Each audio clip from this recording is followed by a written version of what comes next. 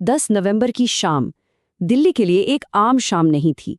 शहर का दिल, लाल किला, एक भयानक धमाके से दहल गया। चारों तरफ बस धुआं, आग और एक अजीब सी दहशत का माहौल था। आज हम इसी घटना की परतें खोलेंगे, जानेंगे कि उस शाम की पूरी कहानी क्या थी और इस बड़ी साजिश के पीछे आखिर था कौन। तो चलिए उस शाम में वापस चलते हैं। दिल्ली, 10 नवंबर। लाल किले के पास की सड़क पर रोज की तरह ही गाड़ियों की भीड़ थी। लोग आ जा रहे थे। घड़ी में बज रहे थे शाम के 6:52। किसी को भी जरा सा भी अंदाजा नहीं था कि अगले ही पल में क्या होने वाला है।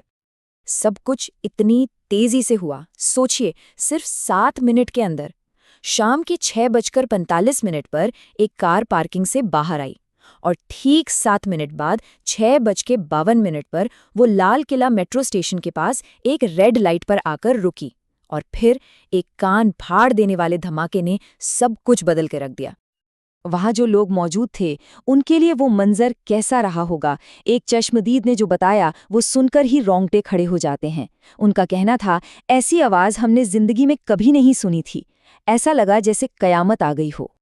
धमाका इतना शक्तिशाली था कि एक झटके में गाड़ियां आग के गोले में तब्दील हो गईं। मलबा करीब 150 मीटर दूर तक जाकर गिरा। आसपास की बिल्डिंग्स और मेट्रो स्टेशन तक के शीशे चकनाचूर हो गए। और तो और इसकी गूंज 2.5 किलोमीटर दूर आईटीओ तक सुनाई दी। इस खौफनाक मंजर और अफरा तफरी के बीच जांच एजेंसियां फौरन हरकत में आ गईं और पहले सुरागों को जोड़ने का काम शुरू हो गया। इस हमले में 20 से ज्यादा लोग बुरी तरह जख्मी हुए, लेकिन उस मुश्किल घड़ी में चांदनी चौक के आम लोग ही फरिश्ते बनकर सामने आए। उन्होंने एम्बुलेंस का इंतजार नहीं किया और खुद घायलों को अस्पताल पहुंचाया। पर इस हादसे का सबसे दर्दनाक पहलू ये था कि 13 जानें हमेशा हमेशा के लिए चली गईं। 13 परिवार जो उस शाम के बाद कभी पूरे नहीं हो पाए। ये सिर्फ आंकड़े नहीं थे, ये हमारे आप जैसे आम लोग थे। कोई अपने परिवार से मिलने दिल्ली आया था, तो कोई दिन भर की मेहनत के बाद घर लौट रहा था। हर नाम के पीछे एक पूरी कहानी थी जो उस शाम अधूरी रह गई। अब सबके जहन में एक ही सवाल था, क्या ये महज एक हादसा था या फिर इसके पीछे कोई बहुत बड़ी और गहरी साजिश थी। जल्द ही जांच की सुई एक भयानक आशंका की तरफ इशारा करने लगी। सरकार ने इसे बहुत गंभीरता से लिया। सबसे पहले तो सख्त आतंकवादी विरोधी कानून यूएपीए के तहत एफआईआर दर्ज हुई।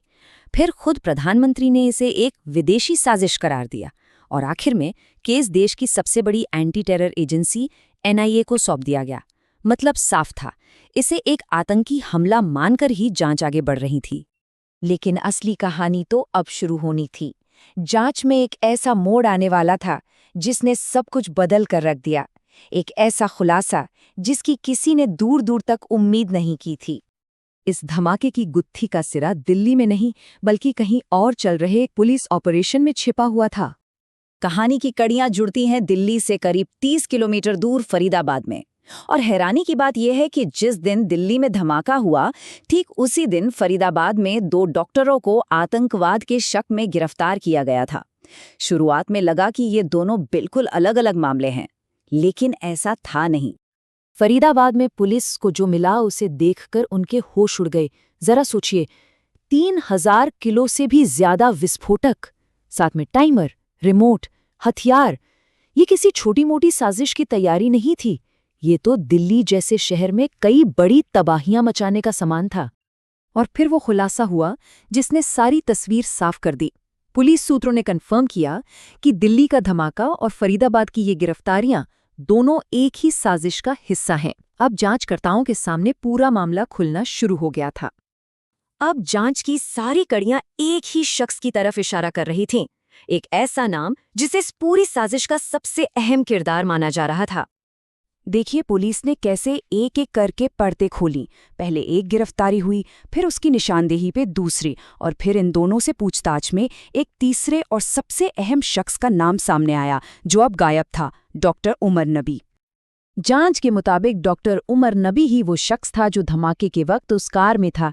ऐसा माना जा रहा है कि जब उसे अपने साथियों के पकड़े जाने की खबर मिली तो उसने घबराहट और बौखलाहट में इस धमाके को अंजाम दे दिया। शायद ये धमाका प्लान का हिस्सा नहीं था, बल्कि एक हताशा भरा कदम था। लेकिन यहाँ एक और बड़ा सवाल खड़ा हो गया है। क्या मुख्य संदिग्ध डॉक्टर उमर नबी खुद ही अपने बनाए बम का शिकार हो गया? क्या वो भी मारे गए 13 लोगों में से ही एक हैं? इस सवाल का जवाब अब बस डीएनए रिपोर्ट के बाद ही मिल पाएगा। ये कहानी सिर्फ एक जांच की नहीं है। ये घटना हमें कुछ बहुत ही गंभीर सवालों के सामने लाकर खड़ा कर देती है, जिनका जवाब हम सबको मिलकर सोचना होगा। देखिए, ऐसी घटनाओं का मकसद सिर्फ लोगों की जान लेना नहीं होता। इनका असली मकसद होता है समाज में डर और नफरत का जहर घोलना, और हमें उनकी इस साजिश को किसी भी कीमत पर कामयाब नहीं होने देना है। इसीलिए ये बहुत ज़रूरी है कि हम सब सावधान रहें, सनसनी फैलाने वाली खबरों से बचें, सोशल मीडिया पर नफरत फैलाने वालों को नज़रअंदाज करें और बिना किसी सबूत के किसी नतीजे पर ना पहुंचें। पर हाँ, सावधान रहने का मतलब ये बिल्कुल नहीं है कि हम सवाल पूछना ही बंद कर दें। एक जिम्मेदार नागरिक होने के नाते सत्ता में बैठे लोगों से सवाल पूछना हमारा हक भी है और फर्ज भी। और अंत में सबसे बड़ा और शायद सबसे चुभने वाला सवाल, आखिर देश की राजधानी के ठीक बगल में फरीदाबाद जैसे शहर में 3000 किलो विस्फोटक जमा कैसे हो गया? हमारी सुरक्षा और इंटेलिजेंस एजेंसियां क्या कर रही थीं? ये एक ऐसा सवाल है जो इस पूरी घटना के बाद हम सबके जहन में गूंजता रहेगा और जिसका जवाब मिलना ही चाहिए।